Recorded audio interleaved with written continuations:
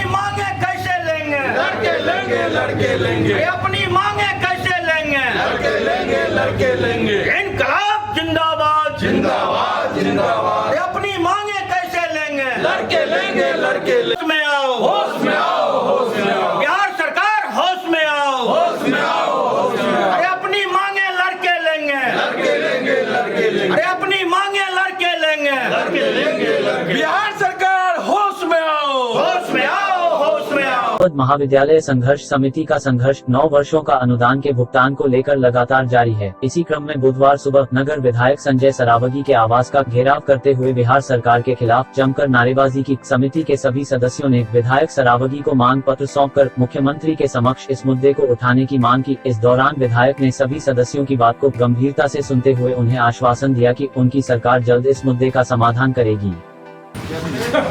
2012 के बाद हम लोग 11 के बाद हम लोग को अनुदान नहीं मिला। सरकार कई बार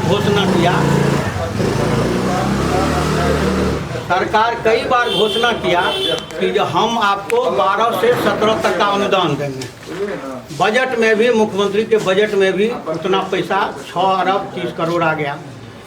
इस कोरोना महामारी में एक पैसा न ही हम लोगों को बिहार सरकार दिया और न शासी निकाय दिया। सब लोग मरने पर मजबूर है और आपसे आग्रह है कि आप अपने स्तर से माननीय मुख्यमंत्री जी को अपना लेटर पैड पर लगा के, सब बात लिखा हुआ है, सब डॉक्यूमेंट लगा हुआ है, मुख्यमंत्री जी से मिलके हम लोग की व्यथा को माननीय मुख्यमंत्री जी तक पहुंचाइए और वो जो घोषणा किया है 12 से 17 तक का अनुदान का, वो हम लोगों को दे। कोरोना महामारी में पूरा देश जनता के साथ है। बिहार सरकार केवल जो व्यवहार संबद्ध महाविद्यालय संघर्ष समिति के साथ किया है, इसके कर्मचारी के साथ किया है। यदि अनुदान नहीं मिलता है तो आने वाले समय में लोग भूखे मरने पर मजबूर है। कई शिक्षक हमारे मर गए। पड़ेगा नेचुरली है कि अगर इस तरह की स्थिति हम लोग के साथ भुखमरी आएगी तो नेचुरली इसके चुनाव में हम लोग इसके विरोध में उनके विरोध में जाएंगे और हम लोग नहीं चाहते हैं कि उनके विरोध में कोई ऐसा हो। हम लोग चाहते हैं कि अच्छे सरकार चले, हम लोगों को जो कुछ दिया वही दिए हैं और उन्हीं से उम्मीद भी है तो कुछ देंगे। अच्छा, इस कोरोना महामारी में सरकार ने सबके साथ एक अच्छा बर्ताव किया, लेकिन वित्त रहित कर्मियों के साथ कहीं कुछ नहीं हुआ। यह सौतेला व्यवहार किस प्रकार का है सर? इस पर आप संज्ञान लीजिए विधायक जी। नहीं, सबसे बड़ी बात एक ये है जो टोटल 100% विद्यार्थी पढ़ने जाते हैं स्कूल कॉलेज में, आज तक अंगीभूत कॉलेजों की संख्या इतनी नहीं है कि वो 100% छात्रों का समावेश कर सके। वित्त रहित महाविद्यालय, वित्त रहित कर्मियों की स्थिति बहुत दयनीय है। आज अगर वित्त रहित महाविद्यालय बंद हो जाए, जो कंस्टिट्यूएंट कॉलेज है जिसमें लाखों लाख रुपया लोग पैसा लेते हैं, उससे ज़्यादा छात्र वित्त रहित महाविद्यालय में। मैंने बराबर विधानसभा में इस मामले को उठाया है और पिछले दिनों बजट में लगभग 600 करोड़ रुपया जो 228 वित्त रहित महाविद्यालय हैं राज्य के ग्रेजुएट वाले, और उनको भी पैसा देने का और इंटर वाले को भी सरकार पैसा दे रही है, देने का निर्णय किया था, जो 6-7 सालों का इन लोग का बाकी है। और पिछली सरकार की चर्चा की है।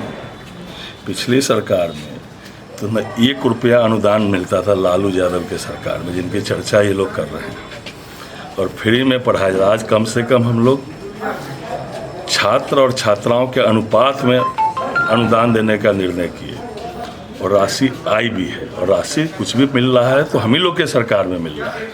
लेकिन इन लोग की मांग जायज़ है। एक तरफ सेम काम में 2 लाख रुपया 1.5 लाख रुपया भुगतान हो रहा है, और एक तरफ जो सरकार निर्णय की है कि 5,000 रुपया प्रति छात्र हम लोग देंगे ऊपर सेकेंड और सब स्लैब में, वो भी नहीं मिल पा रहा है। लेकिन हम लोग बराबर इन लोग की 100% जितनी भी मांगे है ये एकदम जायज़ मांग है।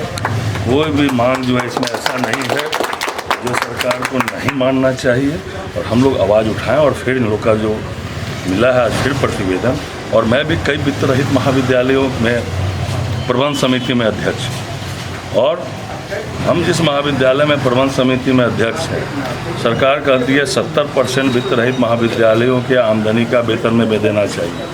मैं जिस महाविद्यालय का अध्यक्ष हूँ उसमें 80% जो छात्र के पैसा से आमदनी आती है और हम लोग तनख्वाह भी देते हैं, पेंशन भी दे रहे हैं। सरकार का जो भी आज तक अनुदान आया उसको ऑनलाइन जो है उनके खाते में डाल रहे हैं। लेकिन निश्चित रूप से जो वित्त रहित हमारे चाहे शिक्षक हो, शिक्षकेतर कर्मचारी हो, उनकी स्थिति अत्यंत दयनीय है। सरकार को अविलंब गंभीरता से विचार करके जो सरकार ने खुद निर्णय किया है 600 कुछ रुपया इसके लिए प्रावधान भी किया गया था, इन लोग को अविलंब मिलना चाहिए। और इसके लिए जो है जो भी स्तर होगा वहाँ हम लोग लिखेंगे भी, बात भी करेंगे।